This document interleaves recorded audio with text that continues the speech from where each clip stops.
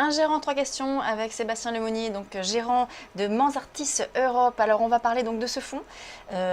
Expliquez-nous un petit peu, donc c'est un fonds donc valeurs européennes, mais plus Alors, précisément. c'est un fonds de conviction, de bon sens, un fonds éligible au PEA, parce que donc il investit sur les actions européennes, et qui est en fait en quelque sorte carte blanche, parce que ça rentre tout à fait dans la logique patrimoniale qu'on essaie d'avoir pour nos clients chez Mansartis, avec deux activités, gestion diversifiée et gestion de fonds. Et ce qu'on peut faire à travers ce fonds, c'est aussi ce qu'on applique dans les mandats pour justement nos gros clients ou certains institutionnels.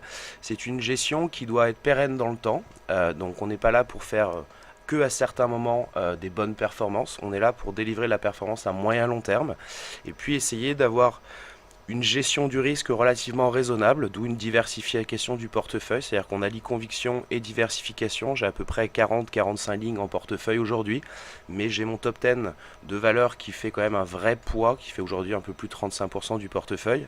C'est un vrai fonds européen. Moi, ça fait très longtemps que je travaille sur les actions européennes, mais avec toujours un vrai biais européen. Donc ça, c'est pas un fonds où il y a 50% de valeurs françaises.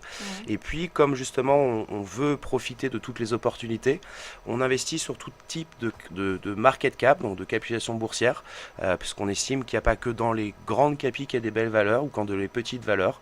C'est comme le vin, il y en a selon les régions ou selon les couleurs de vin. Et par contre, il y a une approche très sélective, c'est-à-dire qu'on pour nous, c'est difficile d'appréhender le futur, les prévisions des macroéconomistes, etc. Donc on se concentre sur les fondamentaux des sociétés. On essaie de choisir les sociétés qui ont des fondamentaux solides, avec de la croissance, avec des barrières à l'entrée, avec une capacité à créer de la valeur pour l'actionnaire. Et puis ensuite, on va les sélectionner en étant très sélectif sur la valorisation pour se protéger justement des aléas de marché et profiter à certains moments des aberrations de marché quand les valeurs sont vraiment trop peu chères, ou à l'inverse, on ne va pas hésiter à sortir si c'est trop cher. Alors comment est-ce que vous allez sélectionner justement ces valeurs? Quels sont les Alors, critères de sélection? il y a deux aspects. Il y a l'aspect fondamental. Donc, c'est ce que je disais, c'est en général des questions de bon sens. On fait le travail nous-mêmes. C'est-à-dire que moi, je suis gérant, mais je suis aussi analyste. On a une équipe avec aussi les gérants diversifiés où on échange continuellement les idées entre nous. Donc, la partie fondamentale, c'est les questions de... Excusez-moi, le fait de faire le travail vous-même, comme vous dites, d'aller faire vos analyses sur les valeurs, sur les actions, ça porte quoi finalement? Parce qu'il y a des cabinets d'analyse également qui font ce travail-là. Alors, il y a des cabinets d'analyse qui font ça. Peut-être ils font ça avec indépendance ou moins. Ils peuvent avoir aussi des problématiques qui sont différentes des miennes. C'est-à-dire qu'ils peuvent avoir des raisonnements qui sont plus court-termistes que les miens. Et puis, comme c'est plus court-termiste, ça peut être avoir un peu avec un biais un peu plus marketing. Donc, ils vont mettre plus l'accent sur les prochains résultats du prochain trimestre, qui moi m'intéressent, mais relativement de façon modérée, à contrario de fondamentaux, d'une stratégie qui va mettre 3 à 5 ans à s'appliquer. Et puis le fait de faire le travail soi-même, c'est aussi une façon de pouvoir être à un moment donné contrariant. Quand tout à l'heure je vous mentionnais qu'on avait pas mal investi et renforcé les convictions en fin d'année dernière quand tout le monde était négatif, nous on pouvait comprendre les raisons fondamentales peut-être d'être négatif, sauf que les valorisations pour nous montraient qu'il y avait déjà largement une prise en compte. Donc quand on a forcément investi dans Volkswagen, c'était assez contrariant, personne n'en voulait. Quand on a investi dans Vika, personne n'en voulait. Il y a un broker hier qui m'a appelé pour me parler d'une nouvelle idée d'investissement, c'était Vika. Vika, j'en ai depuis 6 mois. Donc voilà, ça permet aussi d'investir un peu de façon contrariante.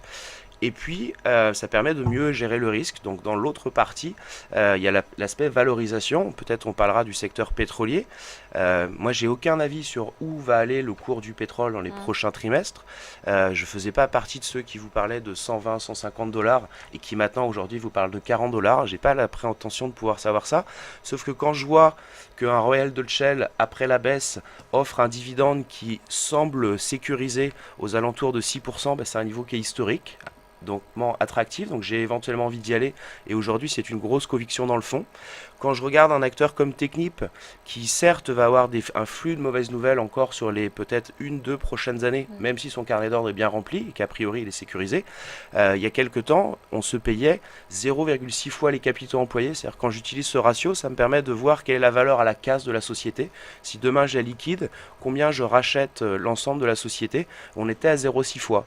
Donc il y a peut-être un momentum qui va pas encore être là, sauf que la valorisation est déjà en train clairement d'anticiper des mauvaises nouvelles. C'est peut-être pour ça que Technip a rassuré sur ses résultats, que je crois Ouais. CGG, que j'ai pas en portefeuille, a aussi rassuré hier, tout simplement parce que les analystes étaient trop négatifs. Et c'est ça aussi l'avantage de faire le travail soi-même. On est en général un peu plus modéré. Alors par exemple, typiquement là, entre Technip et CGG, il y a eu ces histoires de rapprochement et puis finalement qui ont été avortées. Comment est-ce que vous faites l'arbitrage entre ces deux valeurs par exemple? C'est un très bon exemple puisque justement, on a un biais où on n'investit pas que sur des aspects de valorisation et on a un biais où on n'investit pas que sur du news flow ou ce genre de choses. Par contre, l'aspect fondamental et qualité est très important. Moi, il n'y a pas photo entre les deux, Technip et CGG. Il y a un acteur qui est quand même de qualité comme Technip, qui est plus solide sur ses métiers de niche, avec des plus forts avantages compétitifs, plus fortes barrières à l'entrée et du coup des meilleures rentabilités. À l'inverse d'un CGG, où moi je suis clairement historiquement pas du tout fan du management, qui n'a pas créé de valeur, qui aujourd'hui, je pense qu'il va sans doute finir par être quand même challengé par ses actionnaires, dit non, il n'y aura pas de... Je trouve que le prix que Technip paye n'est pas assez cher, sauf que c'est quelqu'un qui quand même depuis des années a eu du mal à créer de la valeur pour ses actionnaires. Le scellement de CGG est quand même aussi plus intensif en termes capitalistiques, donc les retours sur capitaux employés, qui pour moi sont un critère important, sont plus challenging que sur un acteur comme Technip. Et puis le métier est quand même plus concurrentiel, avec justement des surcapacités sur CGG, mais qui sont pas nouvelles. Moi, quand je suis la valeur, je crois que ça fait 3-4 ans qu'on parle de surcapacité, donc c'est un marché qui met du temps et sur lequel ça coûte de l'argent de rationaliser. Donc Technip pour moi c'est fait partie des acteurs en Europe de très bonne qualité.